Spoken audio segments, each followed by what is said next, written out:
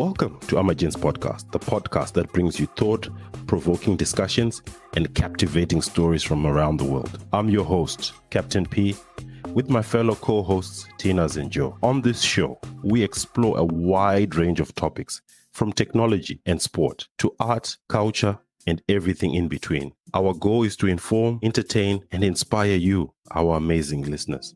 So whether you're driving, working out, or just relaxing at home, grab your favorite beverage, sit back, and let's dive into the captivating world of Amagentz Podcast.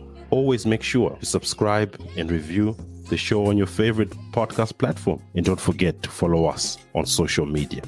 On our Facebook page at Amagentz Podcast for the latest updates. Also on our YouTube channel at Amagentz Podcast. Thank you for joining us, and let's get started.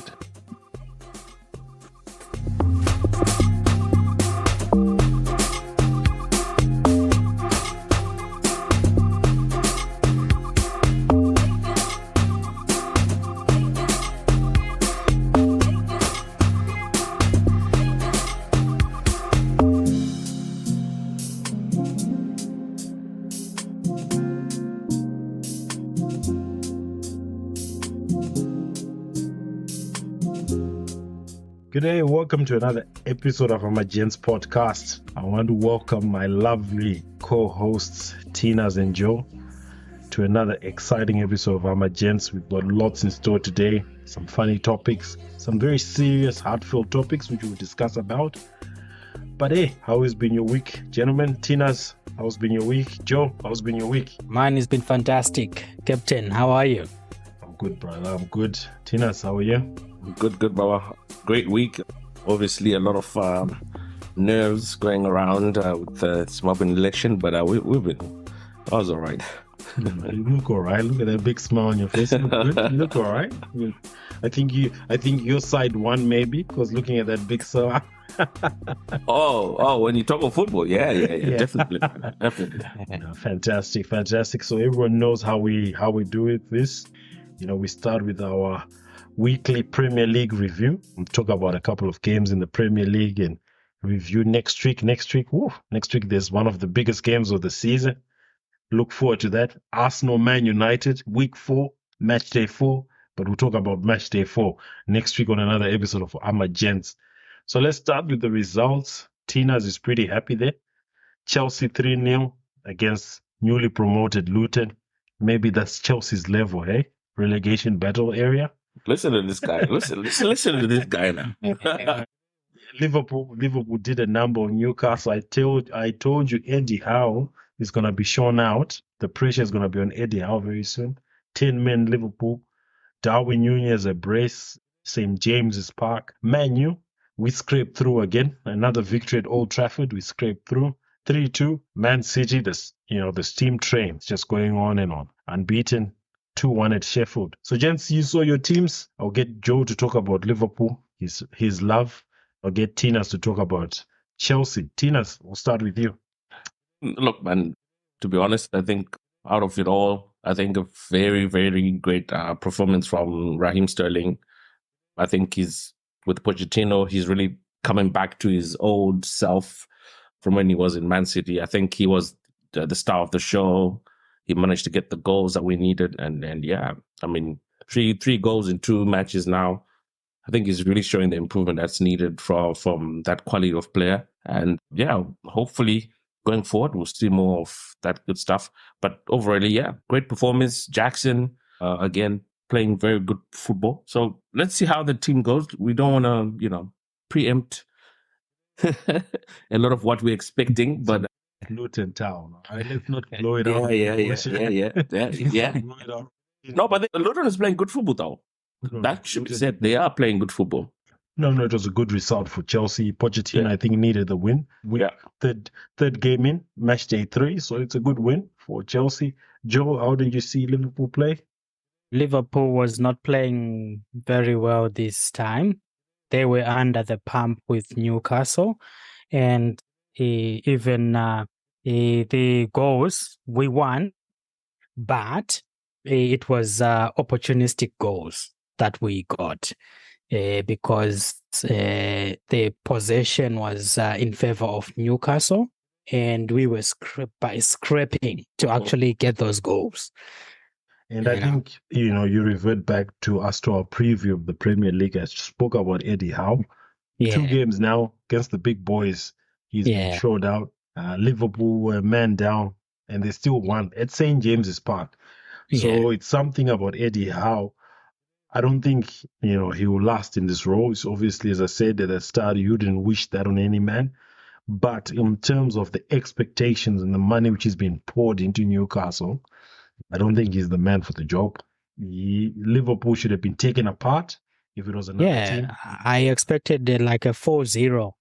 And especially with them taking the lead. They had the lead, and Liverpool had to come back. Another team, yes, people say Eddie Howe is tactically astute, all that stuff and everything. But, hey.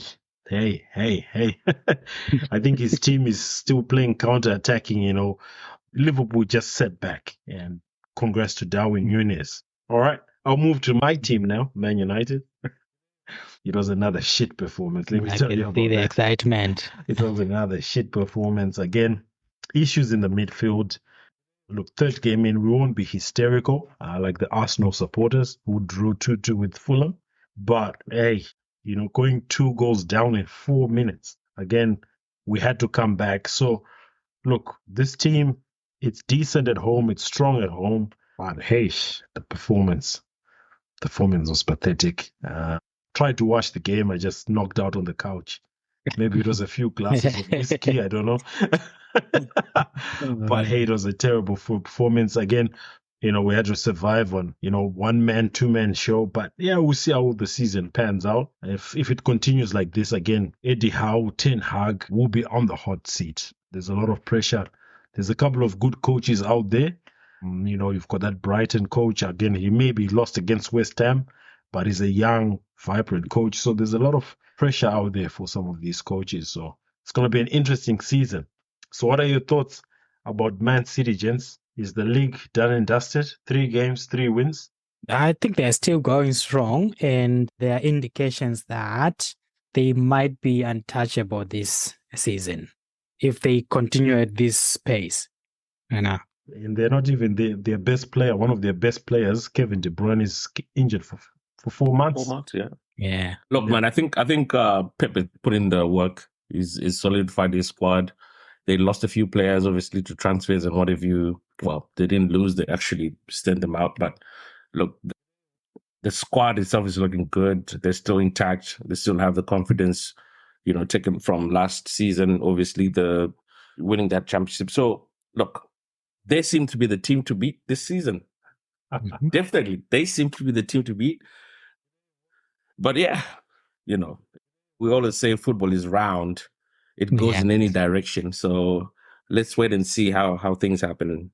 Yeah, look, let's see how it goes. So, look, next week, again, we've got interesting fixtures happening, exciting fixtures for those who like them. We've got Liverpool hosting Aston Villa. That'll be an interesting game. Unai Emery, he's, sit back, counter-attack coach, absorb the pressure. Liverpool will be buoyant after their good win at Newcastle. Arsenal, Man U, that's the biggest game of the weekend. I think biggest game of the last. Whether we've not been winning the leagues, it's one of the big games. Everyone wants to watch that. Whether you're a Chelsea supporter or a Liverpool supporter, people want to watch an Arsenal Man U game. But do you think Man U will stand Arsenal? Yeah, I think so. This game, we're not very good away from home, but I think this will be a catalyst for a good away form. This game, I think we'll sneak a 1-0 victory or a 2-1 victory against Arsenal. Like the fact that everywhere you walk in, any room you walk in where there's football being spoken about, there's always that Manchester United supporter who's full of confidence, who's speaking the facts, who's speaking the so-called facts. I really want to see this happening, So I want to see this Arsenal match so that we can come back and talk about this. All right, gentlemen, you can wake up at 1:30 a.m. Eastern Standard Time, Australian Eastern Standard Time, 1:30 a.m. You can watch the game. It'll be a good game. Monday morning, I'll be At work, I don't know what I'll be doing. I think I'll be surviving with coffee after We'll be dozing off. I'll be dozing off because I'll be up and alert for this game. No Amapiano this weekend. I'll be ready for my game on Monday morning. Fully rested. So we've got Man City at Fulham, Chelsea hosting Nottingham Forest, Burnley hosting Tottenham.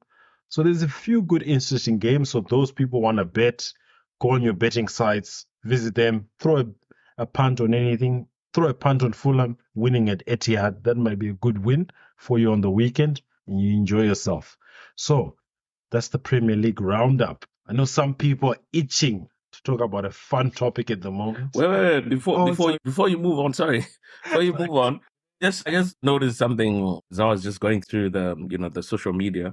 Did you guys notice that Messi has got a bodyguard that is following him everywhere he goes, even when he's on the pitch? The Navy SEAL bodyguard, the former Navy SEAL. Yeah, he's everywhere. Like, even if Messi runs down the line, he goes there as well. If they celebrate a goal, he's there.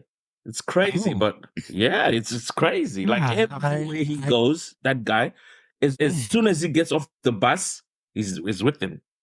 Yeah, that's the Messi fever. Look, he's in the Americas. There's a lot of support from the Latin American community, South American community. So, he's big. We see Messi as big, and we're on the other side of the world. So imagine from that particular community or ethnic group, how big he is in that area. So I believe he deserves the protection. I think they were a bit shocked with when he went to do his personal shopping. I think he was thinking he was going to have that freedom. Of course, when he was playing in Europe, he couldn't do that.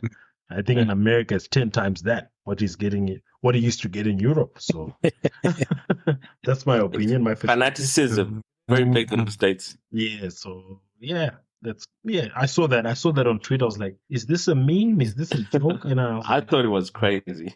Yeah, it is crazy. It is. And this Navy SEAL, he's a big bloke as well, man. And he's running up and down the pitch, man. Former Navy SEAL, man. Yeah. So, Inter Miami are protecting their investment. And again, congrats again to Messi. He won Inter Miami's first trophy. I think that was last week. Yeah. The MLS Cup. So the season will be starting soon. So we'll see how the Inter Miami will go. Are they going to be MLS champions because of Messi? The Messi effect, will continue to monitor that as usual. Because we've got a Messi fanboy, and his name is Tinas.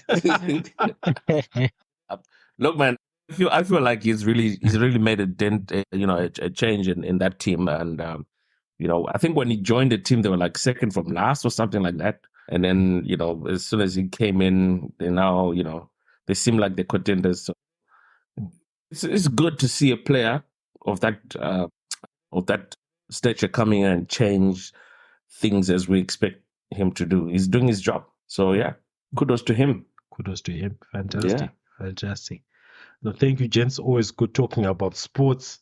So let's get through to some entertainment before we get to some hard-hitting stuff. Again, rumors were circulating on the weekend about Steve Harvey, the man who was on social media, on the internet, giving us advice about relationships. And the rumor mill says his wife Marjorie Harvey cheated on him with the apparent bodyguard and chef.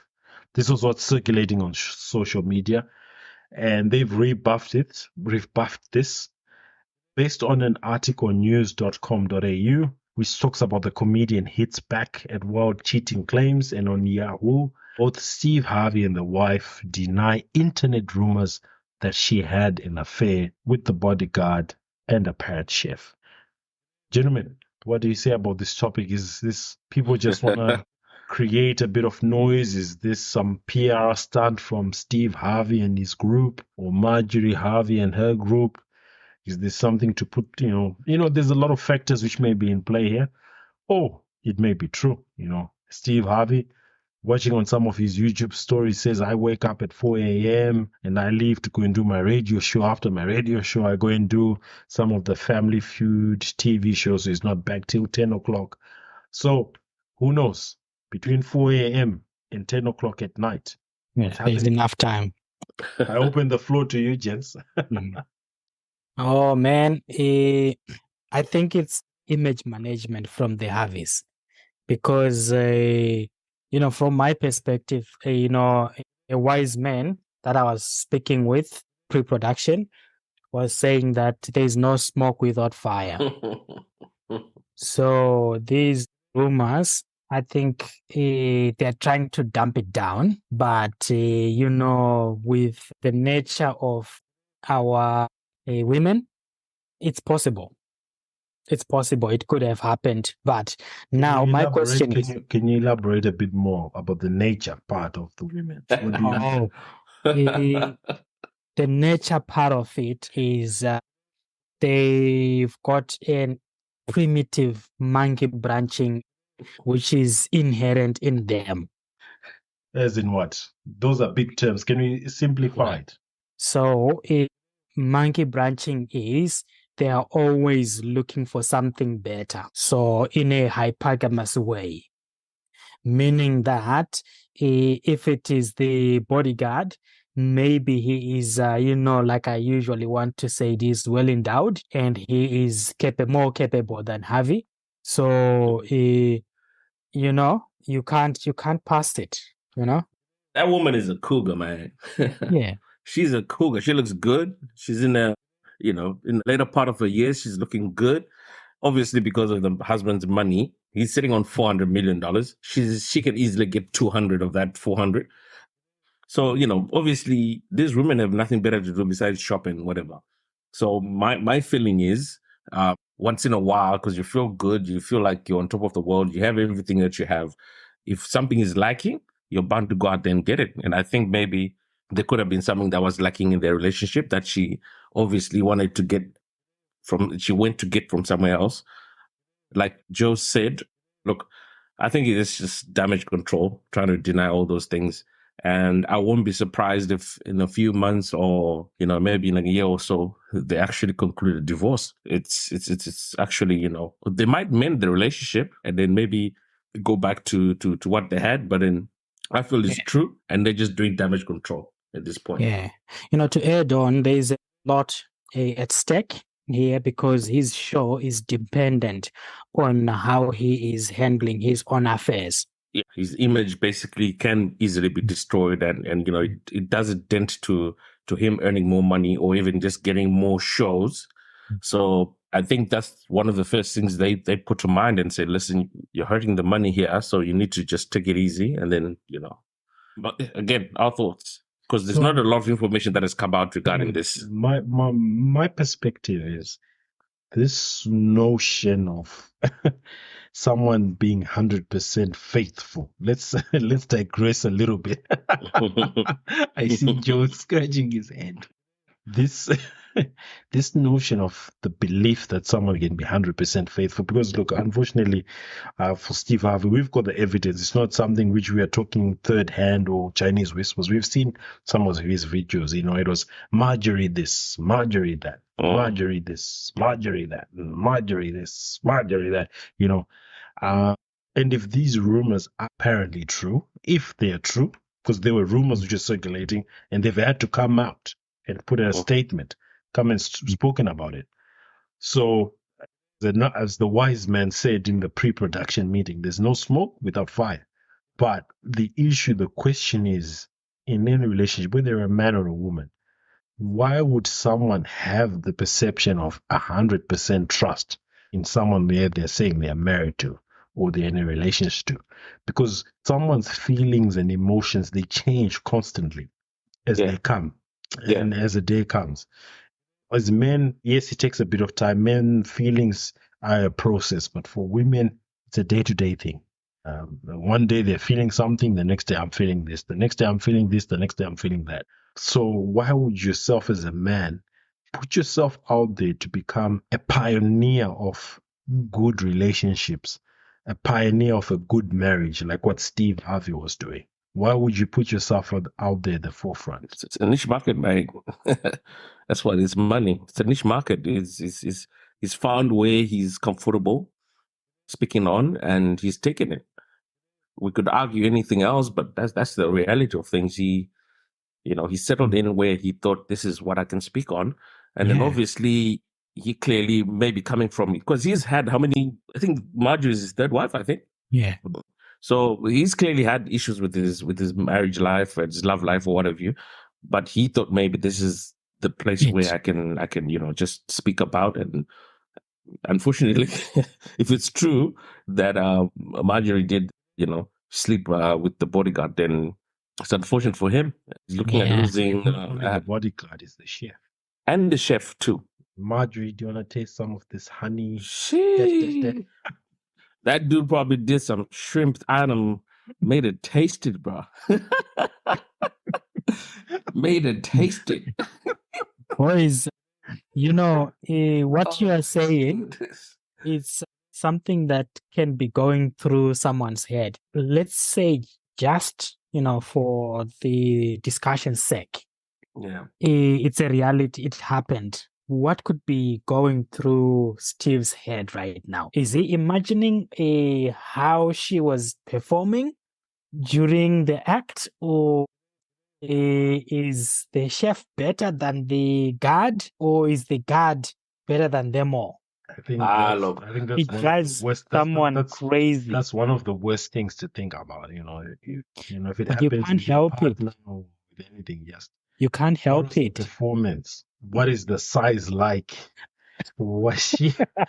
No, I think for him, it's more. It's more. Was she biting the teeth, the sheets? I think it's more the act itself that she did it, because he has other things to worry about. Fuck, man, he's looking at losing money. My brother, he's looking at losing endorsements. I don't think he will lose endorsements because she cheated. I think he will lose half of whatever he's got. And then on top of losing half of that, you also lose his mind. And then you also lose your mind. Of course, whatever money you get from endorsements, you might get a permanent alimony after that.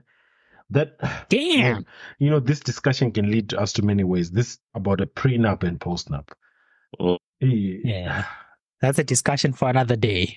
Let's just touch on it a bit. Let's just touch on it before, because we've got something serious to talk about. So let's just have a bit of fun. We've talked about Premier League. Let's have fun with this one. Prenup, postnup. If you've been married for 15, 14 years, 20 years, and you don't have a prenup, and things are successful, would you walk up to the kitchen counter and say, honey, I want a post-nuptial agreement? Maybe touch on a post-nuptial. I think a lot of people have heard of a prenup, but not a post-nuptial agreement is an agreement where people have already been married for many years, or whether it's a year, and you decide to say, look, both of you are successful. One has got a career in whatever field. Another person has got a career in another field. Let's agree, whatever assets we got, you get those assets, I get these assets.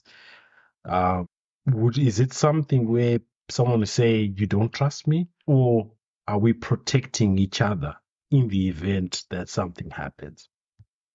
Well, pre or post, I think when you get to a celebrity status that he has gotten to, or you start earning the amount of monies that he was earning, you need some sort of agreement. Because I don't know, what does she do? I don't know what she does, but he clearly gets the bulk of the income in the household. So you stand a chance to lose that money simply because you want to be in love with somebody, or you love the person that you're with. And like Joe was saying, you will go crazy. 400, losing half of 400 or even more. It's just crazy, man. And then on top of that, you could even start losing all the income that you get afterwards. I was reading, I think Halle Berry is a very good example of that. She's having to pay her husband some amount of money per month.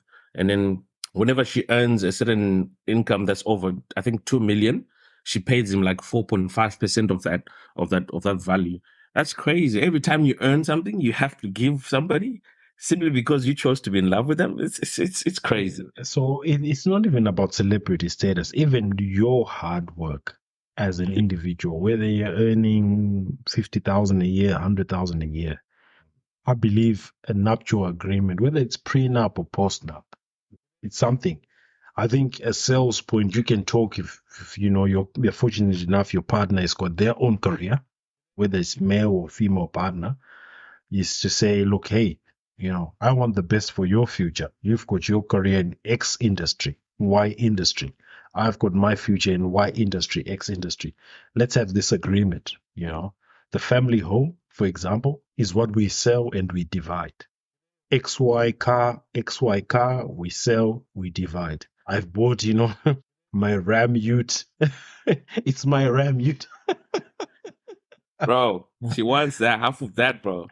Yes. So in that situation, if you are discussing the post-nuptial like now, everything that you have, it's split into half.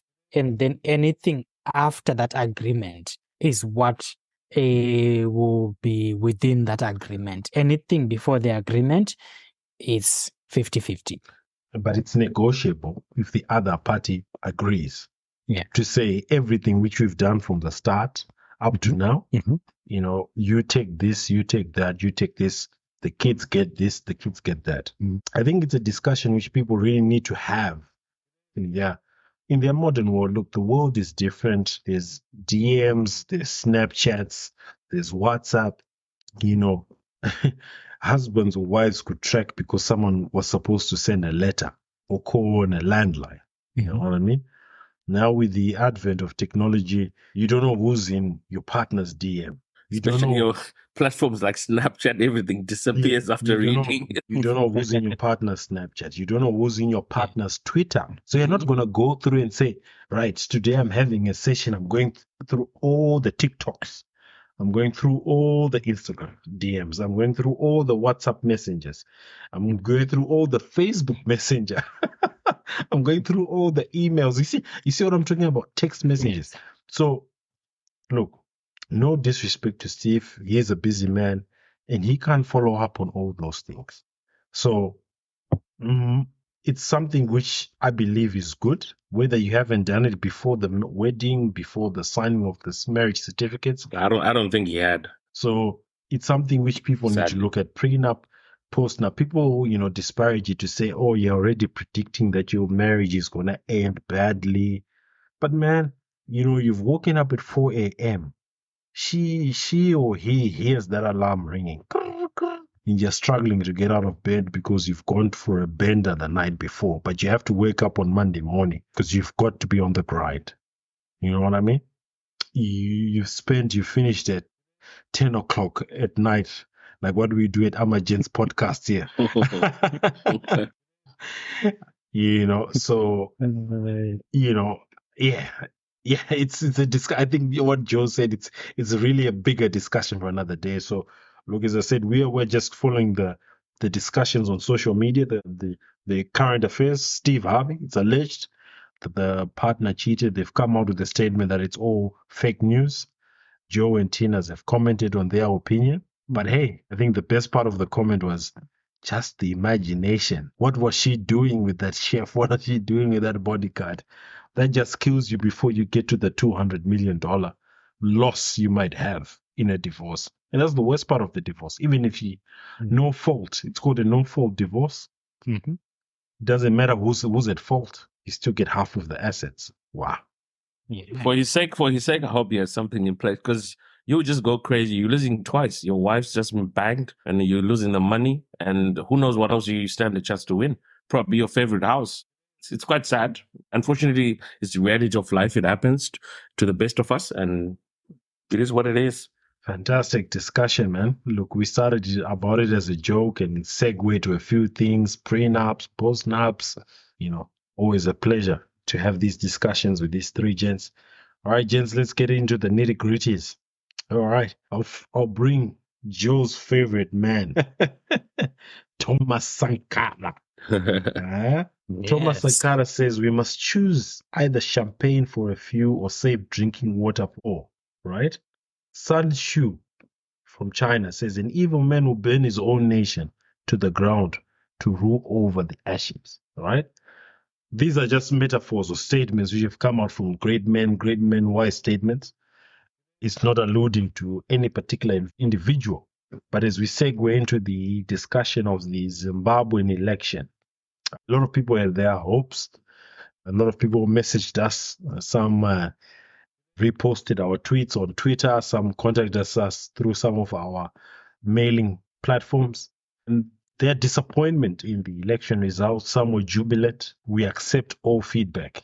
They are jubilant, the hurt, the dejected, the excited about, the future of another 5 years with President Emerson, His Excellency, I might say His Excellency, President Emerson Mnangagwa, and commiserations to the opposition leader, Nelson Chamisa. As it stands right now, we understand there may be some legal challenges. But yeah, I'll open the floor to the gentleman before I give my own points. I'll get my co-hosts, Tinas and Joe. They're chopping at the bit to talk about this election, what their thoughts are, what was missed, what are the opportunities, what's the future of the country until 2028. It's another 5 years. Whether we have a new government or whether we have the existing government, what does the future hold for Zimbabwe? Joe, Tinas, the floor is open to you. Look, I think from what I said last week, just before we broke the last episode, I alluded to having organic votes, because as is passed in Zimbabwe, there's always an issue of rigging and things like that. So votes, in all fairness, I thought CCC would win. I still hold that, because I think we all heard of the stories of what was happening. FAZ, people intimidating people, well, allegedly, because we were not on the ground, so we don't really know how things really work. But from what we could see from the videos that were posted and some of the information that was passed through, I believe, organizations like FAZ were doing things that could be called as, coercing people or intimidating people. Because what's the point of recording somebody who has just passed their vote? What is the point in doing that? You could call them exit polls, but can't we do a better job in ensuring that we get those exit polls? Why in this manner, where you have to write somebody's name? Yeah, can I just come on that point? I think we voted here where we are staying overseas out of Zimbabwe, where you just get an exit poll. I think some of this ridiculous, what ZEC had to say, you shouldn't be within 300 meters of a polling station. I mean, we've gone to vote, and the Labour or the coalition people are right by the door of the polling station. They're giving you a how to vote card. We understand this transparency in this democracy and exit poll. They ask you who you voted. Oh, I voted Liberal. I hate Albanese, that whatever prime minister. I hate Scott Morrison, the former prime minister. And you just walk away. You've said your bit and you've walked away, like what you're alluding about, getting people's ID numbers. That just sounded weird. But where were they doing that most? In the rural areas. The rural, exactly. Not in the suburb, in the rural areas. So, well, when the suburbs, they had people come through, and in some of the places, they had people come through and just topple their desks, take away their books or take away their banners. The sad thing is some of those banners were actually written Zanu PF on them, actually. Some of the videos that we saw. So what are we saying? It's quite sad, but that's the reality of the situation that was on the ground. In some places, we actually heard that people would walk up to the polling stations. They had names of the people who were supposed to vote from their polling stations. Why? Again, I don't know. But if you check your name on it, your name would not be there. And I think one of the people who alluded to this was, I think his name is Blessing Klanga. I think Dara, he's probably known as Dara. He does Heart and Soul TV thing. And he spoke on this and he said, I had to walk to 3 different polling stations to check my name, and my name was not all there. And then when I went back to the initial one where I thought I was supposed to vote to, I then decided to just walk in, and behold, my name was there, and I ended up having to vote. But if it was somebody who was not, ready to find out what was really going on, they could have easily just walked away and said my name was not there. So these are some of was that affecting only the ruling party supporters or all the voters? Whichever way it affected, and it shouldn't be the issue. Because at the end of the day, why are you putting names outside? If I have registered to vote, my name should be on it. Yes. Regardless. If I have done it, my name should be on it. So, and again, we'll come back to Tina's before Joe jumps in. Joe is jumping at the bit. What Tina is saying is that if you live in a particular district or a particular area or constituents, your name is on every polling station. Right? We're not saying Zimbabwe is the perfect election, but we're giving other examples of some supposed democracies. Yes, they may not be democratic because, their media are allegiant to the left of politics or to the right of politics or to a particular agenda. But I can vote in a supermarket, I can vote at a primary school, I can vote at a gym if it's a polling station because my name has been printed everywhere. Yeah. Right? And then if they want to see that, Captain P has voted in 5 different polling stations, they've got the data and they can send me a fine after. Actually, I think what happens like in Australia, I've not voted here, but I heard people who were speaking on this and they were saying, you can vote anywhere you want to, but your vote is going to be regarded as a postal vote. So if you vote in an area that you're not supposed to be voting for, you still can vote, but it's going to be treated as a postal vote where it's sealed and then sent to the correct constituency to where you were, but still you voted. So this whole idea of diaspora can't vote, that's another discussion which we're bringing in a minute. We'll get Joe to give his commentary, his thoughts. I'm saying we've always had these complaints about irregularities in the voting processes and everything, but we are expecting change from things that we've known that there won't be any change. All right. So we are doing the same thing over and over and over and over again, expecting different results. We know with elections, we won't be able to get the results that we want. So we have to find other means. However, in saying that, I was just going through the internet and I was reading the statement from the US Embassy saying that after the announcement of a declaration of Emerson as the duly elected, they are saying that they commend the Zimbabweans for the peacefulness during the time of voting.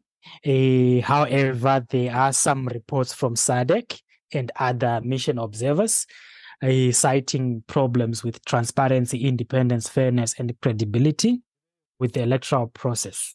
Yeah, that said, what is that going to change when he's already been declared? It's happened before, and it's going to go through the courts, and we're going to be going back and forth, and they run the courts, they run the judiciary systems. So we might see ourselves 2 years down the line going through the courts for the same issue. And he's already finished his 5th term. So why not sit back, join hands together, and build Zimbabwe? And let bygones be bygones. My thoughts. I think that take is very dangerous because you're saying people shouldn't speak on what would have happened. And you're probably, alluding to the fact that it's similar to saying, why go and vote in the first place? If you know they're going to do it, why go and vote? So what are we really saying? Because I think that's that take by Joe. I think it needs a robust response. Yep. That take is, there's so many irregularities which SADC, right? Mm-hmm. Which we're not talking about AU, we're not talking about EU. SADC, which is the closest body to Zimbabwe. All right? Let's make one thing very clear. Zimbabwe is a landlocked country, right? This notion of about, Zimbabwe being a thoroughfare for trucks and thoroughfare for XYZ, some of these countries have improved themselves. Last week we were talking about the Kazungula Bridge. Zambia doesn't need to come through Zimbabwe anymore. South Africa doesn't need to come through Zimbabwe anymore. And your closest allies are saying that there are many irregularities, and they've mentioned that judges were paid, right? Because this was put out on the news platforms, whether you may call them opposition-friendly news platforms. But the government did not come out and deny because it's on their budget papers, right? That they paid judges $400,000 US. Right. So before an election, why weren't the judges given $400,000 in 2019? Why weren't the judges given $400,000 in 2020? Right. So it comes back to my point. Your point of us saying, let's build the country after 5 years. I'm sorry. Yes. These guys have had 43 years to build the country, and they've done fuck all. I'm sorry. Right. This is an unfiltered discussion. They've done fuck all for 43 years, right? All right. We've still got the same roads which Ian Smith built. We still got some of the facilities which Ian Smith built. They say that they are a post-liberation struggle party. Right. So give us a solution. Give us a solution. The solution what can be done now? The solution is for either we have a rerun to the election, right? No. Look, your closest allies have said that. Yes. A rerun to the election. I am saying that that's the right thing to do, right? But is it going to be taken by, those people that we want to abide by the law? No. You just said they bought the judges. And if we go the legal route, the judges are already bought. So we are fighting a lost battle. Chris Muchangwa was saying, guys, you will not win in the ballot or even through the legal channels. You won't win. The only way you can win is through arms. So what are we saying? We people take arms? Why not? The first thing, I know it's going to be controversial.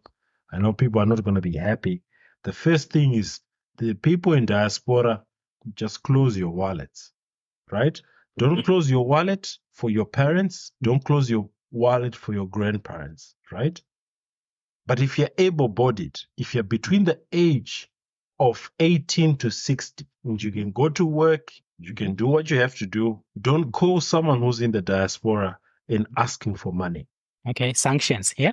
Yeah, the diaspora has to, because, right, these gentlemen, how can a finance minister sit down and say, we've received remittances from the diaspora XYZ, the former finance minister who was smacked out of Codre Park, the apparent technocrat. We received remittances from diaspora, but the diaspora are treated as aliens, right? I'm not saying diaspora. If diaspora people want to do it, the diaspora, do it for your parent.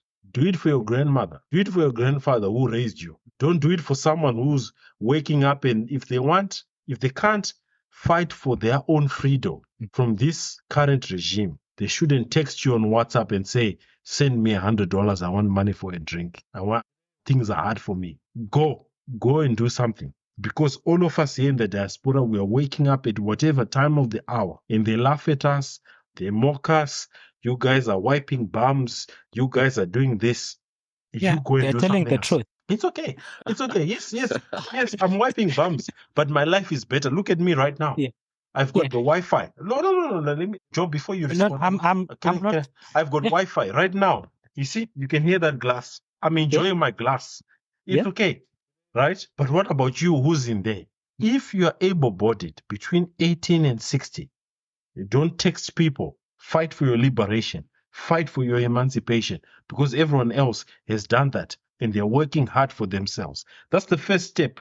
The diaspora, cut it off. If it's not your parent, if it's not your grandparent, you just say, I'm sorry. I can't. I'm going to jump in now. Go ahead, Joe. I like the idea because it works similarly to what the sanction does to put pressure on the people on the ground. But it brings it back to the issue that even if they are pressurized, if they go and try and do it through the ballot, it's rigged. They can't do it. Their hands are tied. The only way it has to push them to the edge that they can actually take arms, go into the streets and do it through the bloodshed, right? If they are not prepared to do it that way, like Mchangwa said, if they're not prepared to do it that way, they gotta join hands to build Zimbabwe with those that they are not agreeing that they're in power legitimately. Because what we want is progress. If they don't want progress through that way, the government of national unity, whatever, uniting together, take arms. Yeah, but the ZANU-PF doesn't want a government of national unity. Yes. Yeah. So take arms. Why Okay, not? So, there's no need to take arms. The quickest way of stifling ZANU-PF is Captain P, Tina's, just withholding and saying, Mom, I'll send you this money. How much do you need, Mom, for food? No, look, guys. I think yeah. Let's not miss the fact here. The fact of the matter is, ZANU-PF will always have access to funds, regardless whether we send remittances or not. They will always have access to funds, and us not sending money is just going to, cause detriment to our relatives, friends, whatever you, because they need that money because they are no jobs, like you're saying. There are no jobs. There's nothing to do there, so they need that money. What happens with an organization or a party like ZANU-PF is the Chinese come in with a deal. They want this mine. They know where that they could get off that mine, 15 billion. They give it away for 600 million. This is what is allegedly happening, where deals are being done under the table, or deals are being done with people who benefit from easily undercharging what that deal could easily have become. Instead of building roads, instead of building this, instead of building that, they're not doing that. They're just simply saying, listen, okay, we'll give you $10 million and you just push the deal through.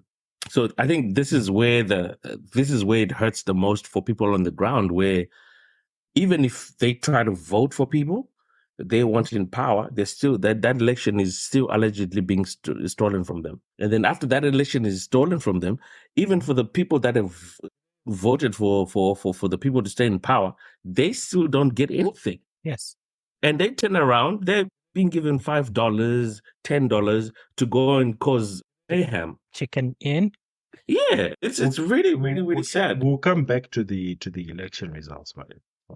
The apparent results which the Zimbabwe Electoral Commission released. Edie Mnangagwa got 52% of the vote. Yeah. Opposition leader got the 44%.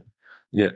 What has the country improved in that His Excellency has got a 2% gain in voter popularity? 2% of the voters increased from 2018 to 20. What has Zimbabwe improved? We're not talking about basic essentials because the airport is a basic essential, right? What has Zimbabwe improved in 5 years? So that the incumbent has gained 2%. That does not really matter. What matters is the messaging during the campaign and how manifestos, how the message was passed on to the people and the apparatus and everything. You said they had a message. They had no manifesto. They were talking about the liberation struggle. No. The message that I'm talking about is not just the message. The chicken in, the $5 is a message. It's campaigning. Joe, you're clutching at straws, Joe. We're now talking about feeding people. We're talking about, you said the message. Can you talk about the message? What did ZANU-PF prove that by 2028, the life of a 31-year-old will be better when they're 36? Look at it this way. They're saying we've built an airport. I'm saying, wait, let me finish. They're saying we've built an airport. We're building the border post. Those things, they can be gazetted there. You are taking it from someone who is highly literate, and you are deciphering some of these things. People, they can be hoodwinked. Like I'm saying, they can be hoodwinked by $5. They can be hoodwinked by chicken in, by a bag of maize, and they vote for the incumbent. Yeah. So the electoral process, there will not be any change through the electoral process. So are we in agreement that the voters roll had 6 million people, but only 4 million people voted? What happened to the 2 million people? Are we saying voter suppression occurred? No. This got now. that's where what you were saying comes into play, where there's got to be a mechanism that ensures that people vote. Like I'll speak on the Australian setup. If you are eligible to vote and you don't vote, what happens? You guys could better speak on that. What happens? Oh, you get fined. Exactly. So that day when you're supposed to vote, you have to actually just get up and say, you know what, let me go vote because I don't want to get fined. So again, we need systems like that can hold people to account to be able to vote. And once people know that they have to vote, this is when now the opposition came in, where the opposition failed to even educate the voters themselves to say, guys, there is no lie that is being, do not listen to the lies that are being spoken that we can see your votes when you walk into a polling station, because there are videos that went around of people saying this, that we will know your votes because we can count you as you're going in, and when you come out, we know that was you. And these are all lies. Like Joe is saying, these are not people who are very literate, so they can buy this. But we all know once you vote and you put that paper in a ballot box, your vote is a secret. But some people are being told these things and they believe it. People are being told that if you fail to do this, we're going to count you and then we'll come for you. Like, that is not right. No disrespect to Joe's hero. So why were we always bragging that Zimbabwe is one of the most educated countries in the world if people cannot understand the basic fundamentals that your vote is your secret, right? Okay. You want me to respond to that? I'll give you the floor. Go ahead. Right. So literacy. They are level of literacy. You might be university educated, but you're not politically literate. Illiterate, yeah. You might be PhD educated and you're not financially literate. So the literacy that we are talking about is political literacy. So at the end of the day, we need people to be educated politically. Yeah. So that we can have real change. Yeah, but whose role is that though? Besides Zek, we all know Zek is responsible for, going out there and educating the people. They clearly are fighting for one side. So who should take the onus now? Who should take that onus then? Because clearly, like we said, Zek is not playing that part. This is where I come in and say, listen, the opposition also hasn't done enough, and I think I've said it before. The opposition hasn't done enough for it to be able to say we're heading for a victory, because a lot of people out there still needed that sway. Yes, and they lacked. Can I respond to that? Yeah. You can't really talk about an opposition, right? Which was really basically formulated in the last 18 months. This opposition has taken the incumbent to the wire, and they were formulated under 18 months. They were apparently taken their building. Their party was apparently deciphered by agents of the incumbent. So you can't really talk about Triple C as a party which has had, things for the last 5 years. When I hear, some of these political commentators who we respect, like your Hopewells, talking about structures, or your Jonathan Moyos talking about structures, this party has been there for 18 months, right? And has taken the incumbent to the wire, all right? Established parties need, you were talking about Australia here, Tinas. The Labour Party starts the day they lose the election, or the coalition, right now with Peter Dutton. They start the day they lose the election. For 3 years, they have to go and talk about what the other people are doing. This party is at 18 months, clearly meaning that the ruling party is unelectable. No, but these are people that are coming from another party. So if they can't take a page from the book they used in MDCT, or whatever or MDC Alliance, or whatever you want to call it, there's no time to do all that. No. But my friend, look, we all know what the Zimbabwean political ground looks like. So whether you're coming to make CCC, whether you're coming to make DDD, we know what it looks like, and we know what the work has to be done. like we're speaking right now, Yeah, but this is something that has been overlooked, where you say there's work which can be done on the grassroots. You can't go to every look. Let's be realistic. Zimbabwe is a big country for its size and with its population, and particularly with the attacks to the opposition. There are some particular villages where you can't go and do the one-to-one, which the ruling party is able to do, right? You can't expect people to do that in 18 months. That's a role of a 5-year process. I'm not defending Triple C. They've got their flaws. I think you've heard me say that it's a one-man band. So in short, you're saying they don't have structures because they didn't have time to put the... So why not step back? Why do you want to win now when you know you didn't have the right things in order? Why are you going there and expecting a win when you know your things are not in order? Because the people want a change. The people want the change. But look, man, people want a change. It's all right. But you've got to go out there and be organized. Like what people were saying, even in our viewer mail, that they want whatever the opposition leader as the president, but they don't want the opposition leader to have 2/3 majority, right? Because they don't really trust the opposition leader because of the opposition's leader's personality and character.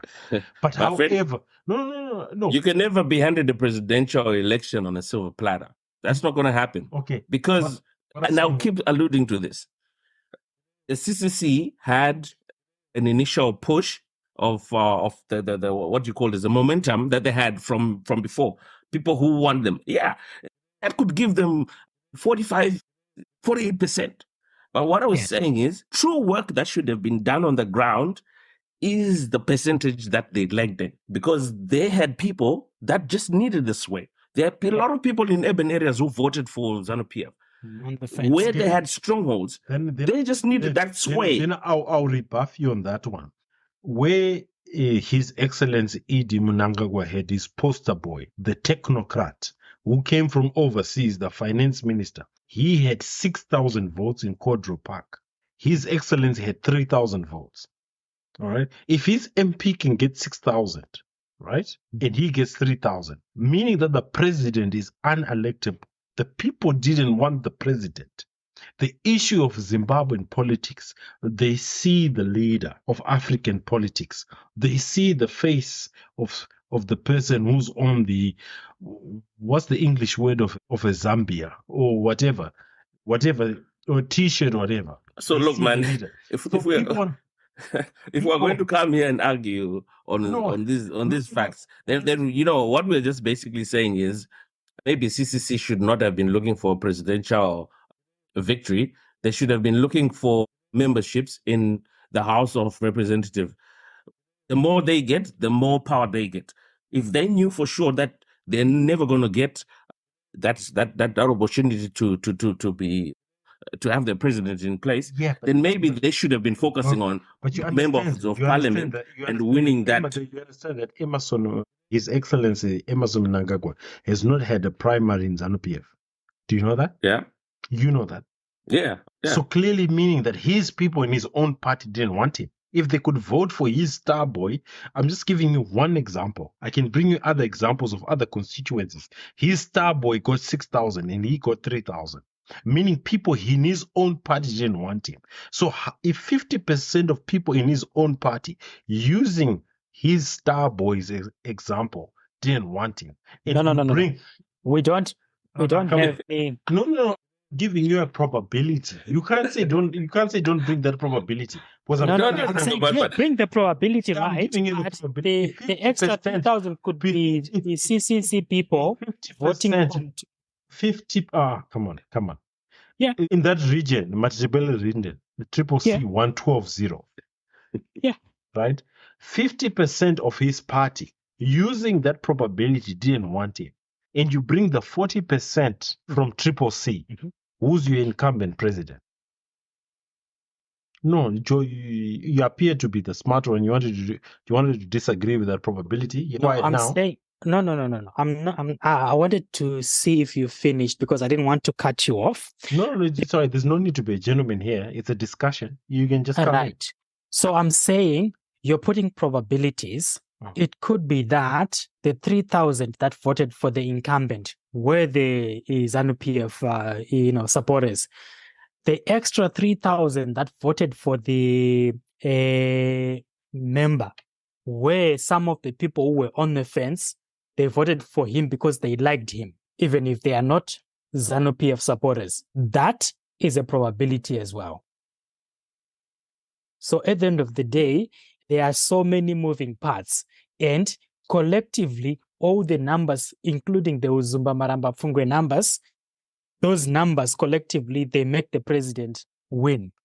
Welcome back. Welcome back, Tinas. You ran away. No, just taking a few. No, it's all right. We understand. Look, it's but everyone's opinions here. It's everyone's coming opinion. back to the results, guys, we are beating about the bush. The results are on V11s, the V11s. Where are they? Right. So that's one thing that I wanted to talk about. I wanted to even include in what we're talking about, CCC being organized and readily having things in place. Like right now, there's a tweet that's coming from Jonathan Moyer that is saying Chamisa V11 SOS. So 3 days after claiming to have all V11s, he now is desperately asking whoever has access to MPs to help him to complete his V11 data set. So he has been saying he's contesting the results of this election based on V11s that he has. And then now he's calling for people to bring some V11s forth. Like, what are we saying? This is easily becoming a sham. Yeah, it's mixed message. And at the end of the day, do you really want somebody with that? Confused. I'm not advocating for anybody here, but I'm just saying, what is this? Let's be prepared. I'll give a very good example of EFF. Just hold on. Let me give this example of EFF. EFF, no, I think they've been in elections, I think, for the past 2 cycles. They knew their growth was never going to be immediate. So in first election, they got whatever number they got. Second election, they got whatever numbers. They're happy with that. And I'm sure Malema doesn't see himself immediately becoming the president of South Africa. Maybe now, but the first instance, he did not see that. Coming back to CCC, Chamisa thought he was there. His message was about me becoming president. But if you want to be becoming president and you haven't done the groundwork, so where do you think this president is going to come from? You've got to make sure that all the nookies and crannies are closed before you even start talking about, okay, I want to be president now. Because we all know, like Joe was saying, we all know what these people have in store. We all know it. Okay, can I respond? To me, with Jonathan Moyo, or Professor, we'll call him in his full title, Professor Jonathan Moyo, some of his tweets, I would take them with a grain of salt. Because this man, he started to campaign to be a strategist for ZANU-PF, like he did after apparently becoming an independent for Cholocho, right? He's always wanted to be a strategist for ZANU-PF. So he's a sycophant, right? Who's always wanted. So some of this stuff he tweets, yes, it makes sense to the common people, right? Some of the common people. But he's a bit of a sycophant who's always wanted to be part of ZANU-PF, right? So, like, really talking about structures, what do you expect to be done in 12 months? I've given you an example, right? The GOP, right? Whatever you call the GOP or the opposition in overseas, it takes 3-4 years to set yourself up. And you guys are expecting miracles in 12 months. Come on, let's have a bit of common sense. But are we saying? Look, are we saying you? Okay, so in this instance, are we saying you don't understand what the point I was trying to bring through is? No, I'm not disparaging your point. I'm disparaging the source of the point. No, but he's quoting somebody else. I think it was Timba. He's quoting some SMSs on Timba. How do you know those SMSs have not been doctored? Look, well, again, yeah, we'll go in a rabbit hole. Exactly. That's why I quoted him. I did not say he's right. I am quoting him. Yeah. But I also want to come back and say, my point is, why hasn't Chamisa then protracted his growth if he's coming into this knowing he's a novice or his party is a novice? So why not protract the growth that you're going to get? Say, listen, we want 45% of the votes. Say, listen, we want 49% of the votes based on this and this and this. I don't think he has done that. He has just simply said, we want presidents. But presidency comes with a lot of work. ZANU-PF put in the work. Even all these fast people that we are talking about, they put them in there. That's work for their part. They put polling agents on every polling station. MCCC did not have polling stations on all of them. There were 90, hold on. There were 90 polling stations that were not contested. Okay. You're talking about municipal votes. It does not matter what it doesn't matter. Okay. Look. Come on. So that's why it comes with what I'm talking about, that it was not protected. I want to respond to that claim, right? So, in the court of law, would you give your evidence which you want to present? Because apparently, from what we can see, maybe CCC wants to go back to the 2018 route of going to the court. Do you put your evidence on the public domain, or you present it to the apparent High Court judge who we referred as Justice Malaba, who to some allegedly is compromised because of the $400 payment he received from the ruling party? 400,000 US he received from the ruling party. Do you put all your evidence in the public domain, or you wait to present it to court and then the public can disseminate, say, you guys wasted our time? Or can I ask you a question? Well, I haven't finished. Respectfully, I haven't finished. Do you wait to publish that information in the court and you let the public disseminate? Or you put it in the public forum and then you take it to court?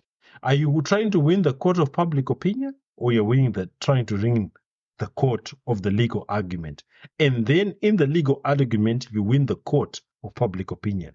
Back to you, Tinas. Okay, so where were these people paid, the judges? Does anyone have an idea?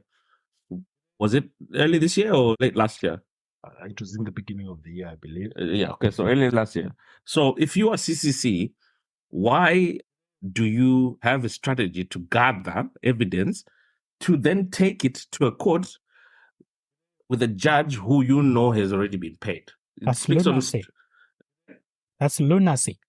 Speaks on strategy. Again, it comes back to what I was saying. They did not have a clear strategy on what they were supposed to be doing.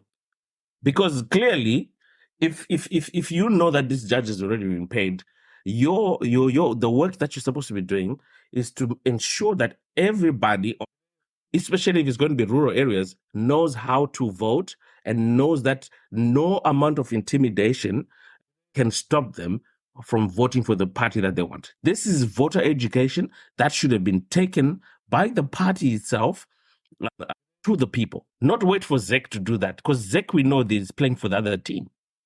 This is what I'm saying. So CCC did not have a clear strategy regarding swing votes. Okay. When you talk about swing votes, now we are getting into a very complex term, because swing votes in a situation of Zimbabwe is a very much more detailed, because swing votes are determined based on people having all the essentials of their lives available to them. You become a swing voter because that's what I'm alluding to. I spoke of rural areas, and I also spoke about swing vote. You become a swing voter because you're looking at the party ideology. It's not about what you get in your pocket. You're talking about the party ideology. I spoke of two things here. Swing voter. I spoke of rural areas, and I also spoke of the swing vote. The swing vote, I think even before I mentioned, there are people who were constituencies that largely voted for Chamisa. But you find there are people in those constituencies that still voted for ZANU-PF members. Exactly. So those people do know. Exactly. They do know what is being spoken about when they say ZANU-PF is going to rule for the next, but they still voted for them.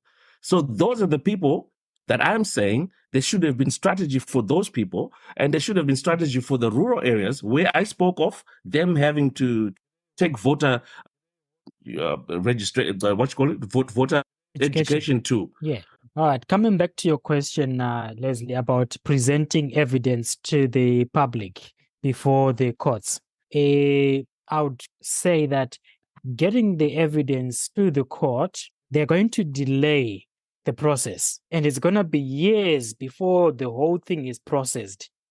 However, if you go not with the proper or usual channels, take the evidence to the people, publish the evidence to everyone, and people will understand, and they will go to the streets to take their victory. In 2018, it didn't take years. In 2018, when the MDCT challenged, the matter was heard within days, which was publicized live on all your social media platforms, where we heard where the whatever advocate fulcrum started. So let's not talk about what was the outcome. The outcome, yes, it was whatever. But if the outcome, yes, it was against the opposition. But this time, what do you believe it is? If they bring all the V11s, according to the law, they will have whatever outcome comes out. If you have got the evidence that they brought the acquired V11s, what will be the people's response then? You may laugh, but at that time, they did not bring the adequate V11s, which were required. That's what Tinas is saying. Tinas is saying, they are saying they've got all the V11s, and he's going, Gentlemen, he's saying that he's got the adequate V11s. So let it go through to the court. Why are you disputing for it to go to the court? If the court is compromised, the court is rigged. Then people can take whatever decision they want to do after the court. But look, people were not motivated in 2018 because the argument was discombobulated, if we use that type of a term. Right? The argument was discombobulated through that advocate, his advocate, Abani Mpov. If they're saying that they've recalibrated in 5 years, they know what they're going to bring to the court. Let them bring it to the court. But I'm saying you should not have a strategy to say we will then go to court when you know it's already been bought. Because we've spoken about judges being paid $400,000. People to do? What do you want people to do? Go to the streets. People can't just go to the streets randomly. People need to say, right, we saw that this opposition brought XYZ. It is better than 2018. I will defend my vote. People were not convinced enough. Remember, 2018, the apparent incumbent had a honeymoon period. One. Mm-hmm. People were still jubilant about the departure of your hero. Right? Mugabe. Yeah. 1. 2. The apparent opposition had a lot of infighting. Mm-hmm. And they did not bring, they had confusion. We used your term confusion. Mm-hmm. And they did not bring the required evidence which was needed. Mm-hmm. So let us give them the opportunity 5 years later to bring what they can before the court. We already know that the court has been exposed, right? Mm-hmm. But if a legal proceeding is brought and all the legal minds, whether it's legal minds from overseas, legal minds from SADC, legal minds from the ANC, say Triple C has brought irrefutable evidence, mm-hmm. we will not agree to this election. Okay. Why don't you want to give them the opportunity, right, of that? If they get that opportunity, then people will say, well, we're not saying they should not get that opportunity. This juncture, that's the only opportunity they have. I'm saying before they had other opportunities they could have explored to say, listen, we want to ensure we bag this, take this victory home. What are we going to do? Let's ensure that this person in this area, in this area, in this area knows exactly what we want them to know. And we want them to know that they can vote. And no amount of intimidation is good. They've got that empirical evidence that people apparently, as they are alleging, people were coerced in these apparent rural areas you're focusing. If they've got empirical evidence which can be presented to the open court, it's now the matter. Just now we spoke of FAZ. What was the role of FAZ? We spoke about it. And I think you also clearly stated what exit polls are like here. where you stated that it's just it's just a matter of being asked, who did you vote for, without having to take, IDs or a name. Yeah. So yeah, and the other thing is all these things will be thwarted, because they do have elements that can actually infiltrate the CCC and even destroy some of the evidence, and they will be found wanting as well. So we are going in circles, trying to use the legal, channels that we know they are corrupt. So it's doing the same thing over and over and over and over again, which is the very definition of insanity. The Joe is not happy. I don't agree with that because I'm depressed with the outcomes. Because 2018 is particularly different to this outcome of 2023. Let's give them the opportunity. We already know. The good thing about it is in 2018, when the result was put by the Supreme Court, I believe, by the current Justice Malaba and his team, which was extended unconstitutionally. They were not supposed to be extended after this term, which they had. They were supposed to be new justices, but they were extended. But because ZANU-PF had 2/3 majority, they changed that. Let's see the outcome. Let's see the evidence of CCC. That's what we are calling for. Anyway, gentlemen, I'll give you closing statements. Let's wrap up. As of the time of our recording, CCC has said that they will do a press conference on the time of recording at 3 p.m. It's another press conference post what they did on Sunday. So, Tinas, I'll give you the opportunity to quickly close for us. Look, as just a closing statement, I think I've made my sentiments clear. Zimbabwe needs a better structure, a better ruling structure. I believe if CCC was going to be the answer, they could have come at this with a better strategy. Yes, I hear your point that they haven't had time, and we also know that there's a lot of elements that could have been working against them that have been strategized by the ruling party. But my main concern is they have been coming at this election for the longest time. Chamisa has been in the structures of MDCT for the longest time. He knows the do's and don'ts of politics. He knows the dirty games that are involved with politics.